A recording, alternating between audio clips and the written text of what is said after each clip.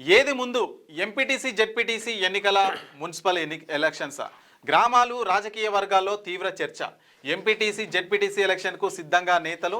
ఆర్థిక సంఘం నిధులు సాధించేందుకు మున్సిపల్ పోల్ ప్రతిపాదన. మున్సిపాలిటీలో ఇంకా సిద్ధం కానీ ఓటరు పోలింగ్ స్టేషన్ల జాబితా అయోమయంలో రాజకీయ నేతలు.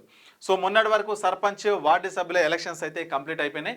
ఇక మిగిలి ఉన్నాయి మున్సిపల్ ఎలక్షన్స్, అట్లాగే ఎంపీటీసీ జెడ్పీటీసీ సంబంధించినవి. సో ఆ ఎలక్షన్స్ ఎప్పుడు జరుగుతాయని చెప్పేసి ఎవరైతే ఆశావాహులు ఉంటారో, ఏమంటారు పోటీ చేయడానికి సిద్ధంగా ఉంటారో వాళ్ళైతే ఎదురు చూస్తున్నారు. అటు ప్రజలు కూడా ఈ ఎలక్షన్స్ కోసం అయితే ఎదురు చూస్తున్నారు.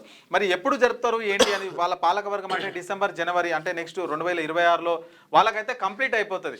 కంప్లీట్గా జిహెచ్ఎంసీ ఎన్నికలు అట్లాగే రాష్ట్రంలో ఉన్నటువంటి అన్ని మున్సిపల్ ఎలక్షన్స్ కూడా ఈ 1-2 నెలల్లో పాలకవర్గం అయితే టైం కంప్లీట్ అయిపోతుంది. సో మరి ఎప్పుడు జరుగుతారు అని చెప్పేసి కూడా ఇక్కడ మనకైతే వార్త కనిపిస్తుంది. ఇంకా మున్సిపాలిటీలో ఓటర్ జాబితా ఇంకా ఏవి సిద్ధం కూడా కాలేదు.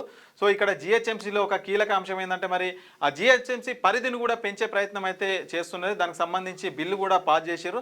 మొత్తం 300 వార్డులు అంటే ఇంతకుముందుకు 150 ఉండే, దాన్ని 300లకు పెంచుతూ ప్రభుత్వం అయితే నిర్ణయం తీసుకుంది. సో జిహెచ్ఎంసీ పరిధిని పెంచి మొత్తం అన్నిటికీ ఒకేసారి ఎలక్షన్స్ జరపాలనే ఆలోచనలో కూడా ఉన్నట్టు ప్రభుత్వం అయితే భావిస్తుంది. సో దానికి కొద్దిగా టైం కావాలి, ఎందుకంటే వార్డులు విభజించాలి, దాని వ్యవహారం మొత్తం కూడా కరెక్ట్ ఉన్నాకనే ఎలక్షన్స్ జరపాలని చెప్పేసి రాష్ట్ర ప్రభుత్వం అయితే చూస్తుంది. సో ఆ ఎన్నికలు ఎప్పుడు జరుగుతాయి ఏంటి అని కూడా మరి ఇక్కడ ఉన్నటువంటి ఎవరైతే ఆశావాహులు ఉంటారో వాళ్ళైతే ఎదురు చూస్తున్న పరిస్థితి అయితే ఉంది.